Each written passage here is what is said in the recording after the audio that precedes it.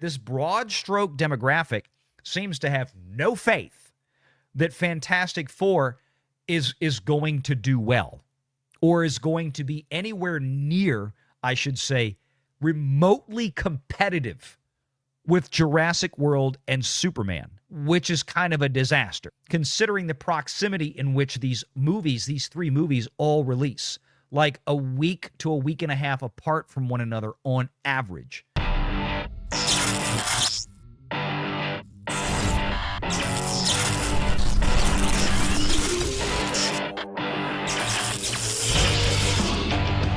Renegade Online. They put up this poll a few days ago, and I shared this, but the poll was going to run an entire week, and I put it up the first day they had it out. So it's been, I think, 5 days now. So I wanted to see if there's been a material change in this poll, and wouldn't you know it, there hasn't been. So speaking of Fantastic Four, and address this. So this is something to behold. It truly is, okay? And again, I understand that a lot of people may look at something like this and think that this doesn't really carry a whole lot of water, but you need to understand what's going on here. We talk about the hardcore fans. We talk about the normies out there. And then you have to give that a little bit more of a filter depending on who is capturing the information from these two very divergent groups of people when it comes to fandom. Especially with something like Marvel, right? What made the MCU so successful in years gone by, basically 2019 and before, was the fact that Marvel went from the hardcore fanatics with Captain America, the First Avenger, with the first Iron Man, bringing back Robert Downey Jr., and the first Thor movie. And then because they captivated audiences so well, they exploded. They expanded tremendously 2, 3, 4 times over into the quote-unquote normie audience. But like we said before, the normie audience has almost completely checked out. Marvel is now back to where they were in 2008 and arguably in an even worse position because of ticket price inflation. So the number of butts and seats aren't even as good as they were in 2009 in a lot of cases, or in most cases these days. Look at Thunderbolts, for example. Look at Captain Falcon, DEI, right? Same thing. Exhibitor relations, though, when you think about capturing, if I put out a poll, or if Nerdrotics, Gary at Nerdrotic puts out a poll, if Geeks and Gamers put out a poll, if Echo Base Network puts out a poll, if Pro and that Park Place put out a poll, any people in this space, right? Our audience is already rather jaded. Most of our audiences have already checked out of Marvel. They're very informed. You guys are in the know. You guys are very smart as an audience. You know what's going on because you watch us talk about it. You watch us cover the news, right?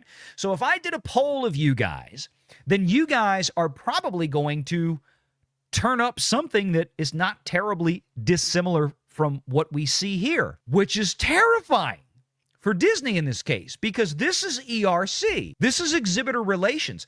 This is just a generic, they're a data aggregator, right?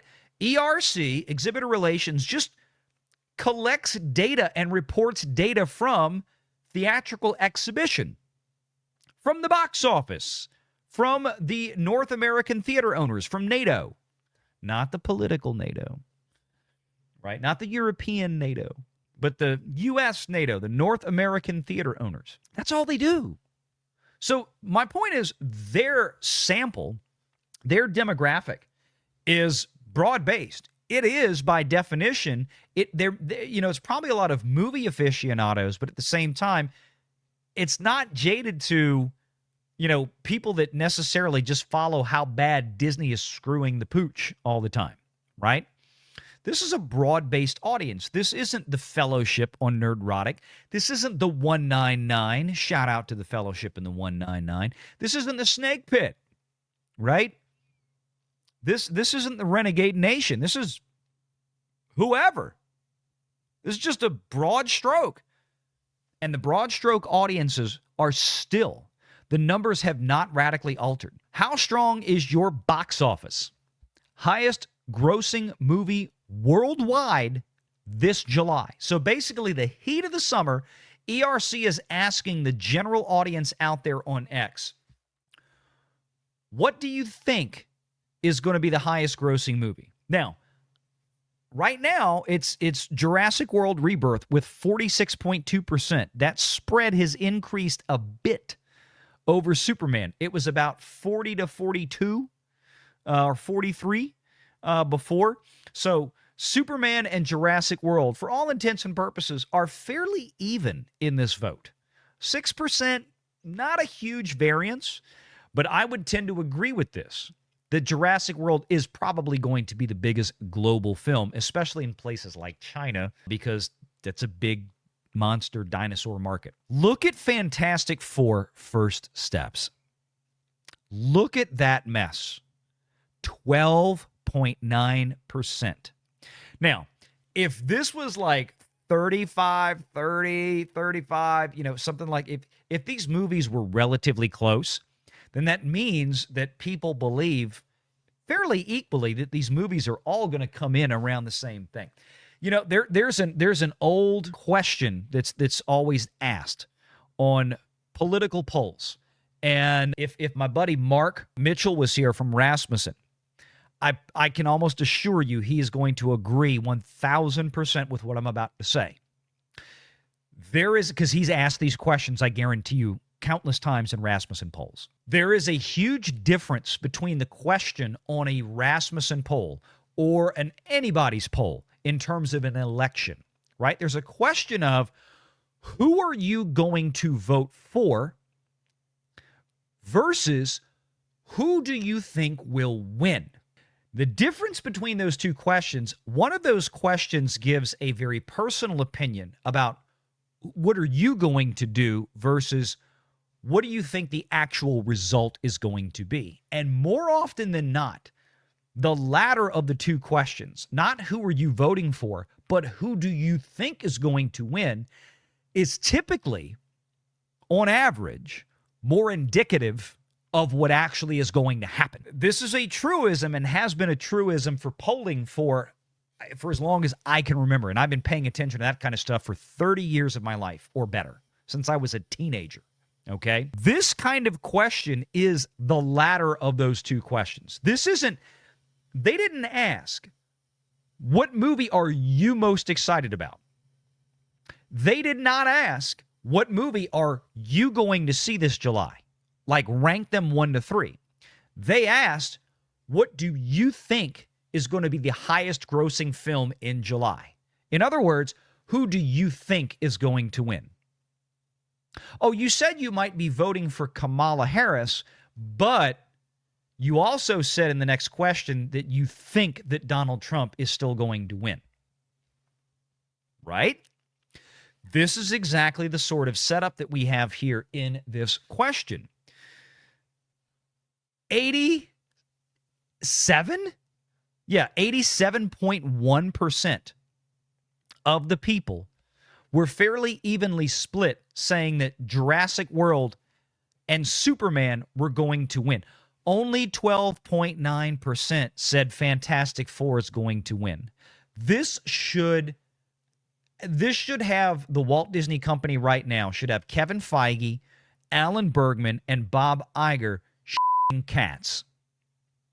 And I don't mean whole cats, I mean explosive diarrhea of whatever cat carcass is left. That means that this broad stroke demographic seems to have no faith that Fantastic Four is going to do well or is going to be anywhere near, I should say, remotely competitive with Jurassic World and Superman, which is kind of a disaster, considering the proximity in which these three movies all release, like a week to a week and a half apart from one another on average. Now, Fantastic Four comes out at the very end of July, I think July 24th or whatever. That's bad news. This thing is going to get buried behind these two movies, Superman and Jurassic World, so it seems. But I overall tend to agree, like I said before, I tend to agree with this chart. I think Jurassic World is going to be the head and shoulders winner, short of Superman being a big surprise. But I also think that Superman is going to, short of it being a terrible surprise, is going to absolutely, clearly beat Fantastic Four. And I don't think Superman is probably going to even do $1 billion. I think Superman will be lucky if it gets to around, if it does 800 million, I think it'll be a huge success. Even if it's 200-300 million behind Jurassic World, if it gets to that threshold, to 800 million, it's a big success for Warner Brothers. They'll be dancing in the street. Fantastic Four, I don't even know if it'll do 500 million globally. I truly question that. I mean, it better really surprise people and be a fantastic movie, but everybody said Thunderbolts was great. It was the best movie that Marvel has made in years, 350 million. So yeah, I'll throw some deference to Fantastic Four, being that they are the Fantastic Four, and they are at least more noteworthy and are more well-known than the Thunder whatevers. So instead of 350 to 400 million, maybe Fantastic Four in the dead middle of summer will be able to squirrel up 500 to 600 million. But even that, I'm scratching my head on. And unfortunately, we're still almost 2 months away from that movie being released. So early tracking on that movie right now, for whatever it is, I wouldn't even throw much of any kind of value behind a figure right now. It's just too early. In early July, that's when we'll start seeing, late June, early July, that's when I think pre-tracking for Fantastic Four will actually start having some level of validity in terms of, okay, we've got some numbers here that we can plausibly assume could happen. Make sure you're subscribed to Valiant Renegade and join us every Sunday at 6 p.m. Eastern for the live show.